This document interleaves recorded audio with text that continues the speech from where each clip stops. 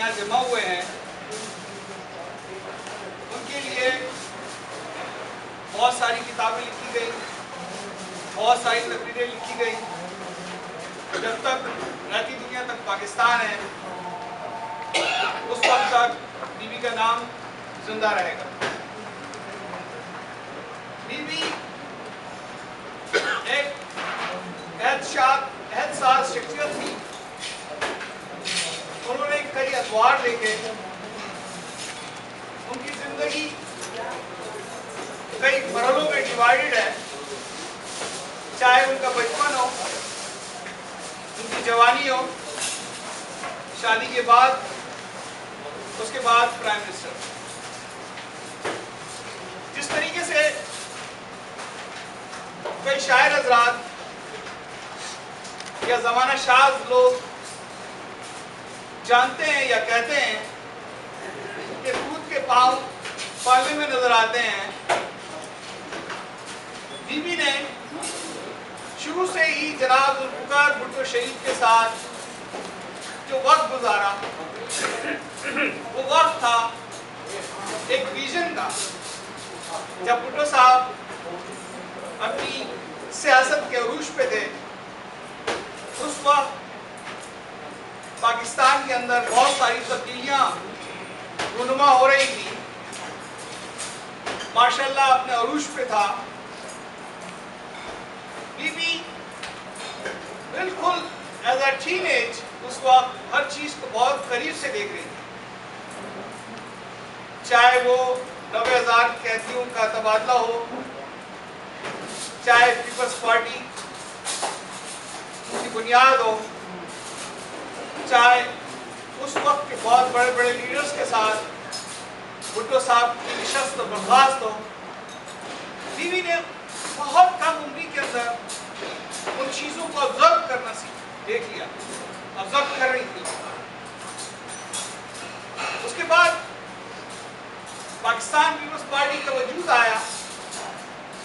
Pakistan peoples party ने भुट्टो शहीद की क़यादत में अपना सफर शुरू किया। वो सफर बीबी शहीद ने बहुत करीब से देखा। उसके बाद ये एहतसास शख्सियत तालीम के लिए अमेरिका और इंग्लैंड चली गई। हालांकि वो एज एक लड़कपन एज थी जिसमें कोई सियासत नहीं थी, जिसमें कोई जिम्मेदारी नहीं, लेकिन बीवी ने हर चीज को बहुत करीब से सेंसिटिवली देखना शुरू किया था। उन चीजों ने बीवी की शख्सियत के अंदर बहुत सी तब्दीलियां शुरू कर दी। अब वो तब्दीलियां आपने देखा कि बीवी प्रेसिडेंट बनी ऑक्सफोर्ड यूनिवर्सिटी के अंदर, वो एक पहला कदम था। अब बीवी ने जब अपनी तालीम पूरी की ऑक्सफोर्ड और अमेरिका की, उसी दरमियान में पाकिस्तान पे मार्शल्लाह आ गया, दोबारा मार्शल्लाह। बीवी जो उस फर्स्ट मार्शल्लाह के बाद सेकंड मार्शल्लाह का दौर देख रही थी, वो उसके लिए तैयार थी, क्योंकि भुट्टो की शख्सियत ने उनको पहले से ही स्ट्रगल के लिए तैयार कर दिया था। भुट्टो ने जो सफर जमहूरियत शुरू किया था, बीबी उसका अंजाम जानती थी। और भुट्टो साहब टाइम टू टाइम उनको टीच करते रहते। वो भुट्टो की तरबियत सेकंड मार्शल्लाह में बीवी के लिए एक बशर राहत। अब आप देखते हैं कि बेगम साहिबा ने एक हद तक पार्टी को लीड किया। एक खातून होने के नाते, एक कमजोर औरत होने के नाते उनके पास इतनी हिम्मत नहीं थी, लेकिन बीवी साहिबा ने बराबर बेगम साहिबा का साथ दिया। इसलिए कि भुट्टो साहब उनको पहले से तैयार कर चुके थे। जमहूरियत की उस राह के लिए जहां पे एस्टेब्लिशमेंट हर मकाम आपकी दुश्मन है, उस मुल्क में जहां पे कोई शख्सी आजादी आपके पास नहीं है, उस मुल्क में जहां पे हमको महकूम रखा जाता है सिर्फ अपनी हुक्मरानी कायम करने के लिए। लेकिन कुदरत का अपना एक कानून होता है। आप देखें मुसलमानों की शुरू के अव्वल के दौर के अंदर हज़रत सल्लल्लाहु अलैहि वसल्लम की विसाल के बाद जिस तरीके से हज़रत आयशा रज़ियल्लाहु ताला ने मुसलमानों की क़यादत की, इवन के उन्होंने जंग में भी लीडरशिप दिखाई है।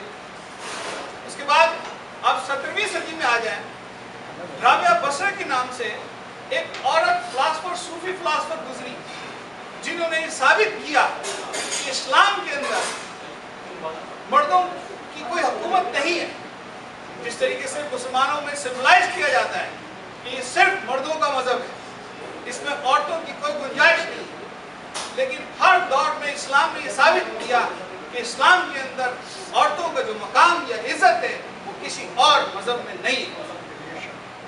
उसके बाद एक दौर आता है पाकिस्तान में, बीवी शहीद ने ये साबित किया कि मुसलमान इस्लाम में एक औरत का अपना एक मुकाम है, एक रुतबा है, जो आज तक दूसरे यूरोपियन कंट्रीज के अंदर इतने सिविलाइज्ड मुल्कों में किसी ने ये साबित नहीं किया।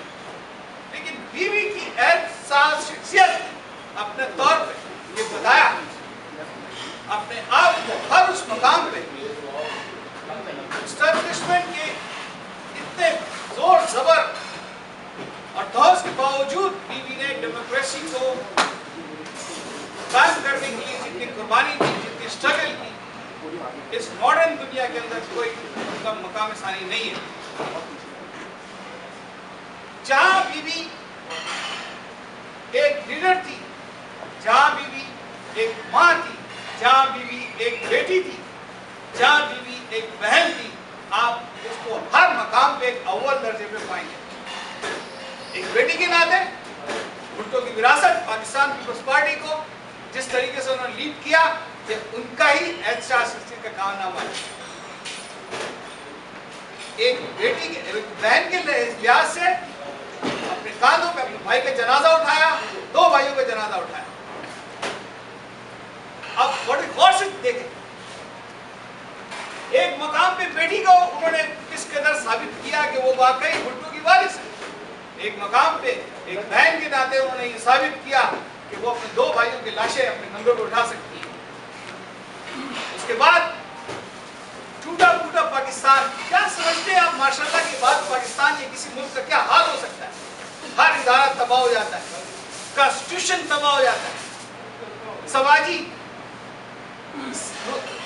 ताल्लुकात, सोसाइटियां सब तबाह हो जाती है, कुछ लोगों की आजादारी हो जाती है।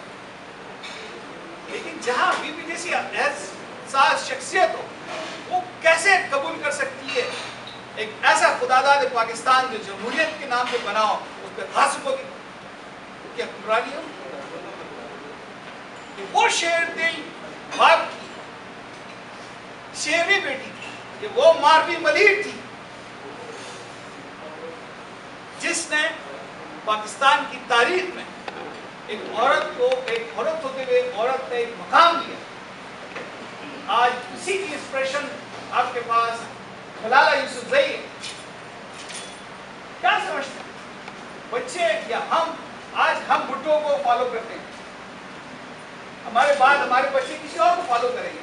इसी तरीके से मलाला यूसुफजई एक मासूम बच्ची की स्टूडेंट, लेकिन उसकी आंखें खुली थी, वो देख सकती थी कि चारों तरफ क्या हो रहा है, वो सुन सकती थी, वो पढ़ सकती थी, अखबार पढ़ती थी। इंस्पिरेशन, उसने इंस्पिरेशन बेनज़ीर भुट्टो से लिया और उसने गासिबों के आगे खड़ी हो गई। उसने बंदूक नहीं उठाई, उसने डंडा कराची से लेकर इस्लामाबाद तक बीवी ने ऑप्टिक फाइबर बिछाई।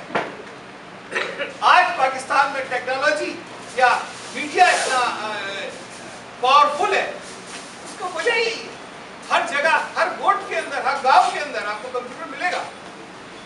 उसकी वजह ऑप्टिक फाइबर है।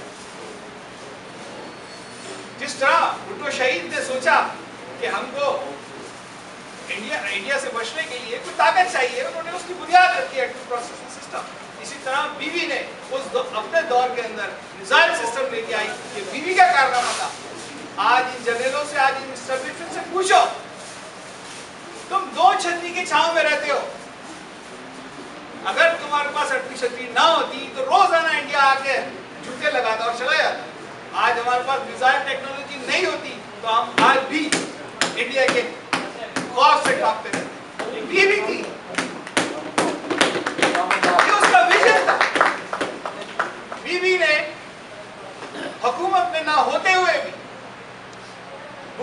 शहीद Bhutto institute of technology Karachi में लगाया। बीवी ने जेविस के नाम से यूनिवर्सिटी कराची में लगाई। ये बगैर हुकूमत की बात है। उसका विजन था पाकिस्तान को तालीम में आगे लेके जाना है। लेकिन आज आप देख लें, जीडीपी का 2% हम सिर्फ तालीम पे लगाते हैं और 75% हम डिफेंस पे लगाते हैं। उस मुल्क की क्या हालत होगी? उस मुल्क में क्या होगा जहां सिर्फ आप जीडीपी का, अपने बजट का 2% तालीम पे लगाते हैं? लेकिन बीवी का विजन था कि हम तालीम को आम करें, तालीम को घर घर तक लेके जाएं, लोगों को शऊर आए। बीवी एक विजन था। बीवी पाकिस्तान की तकदीर थी। आइए हम सब दुआ करें खुदा ताला ऐसी बीवियां पाकिस्तान में हर दौर में पैदा करें।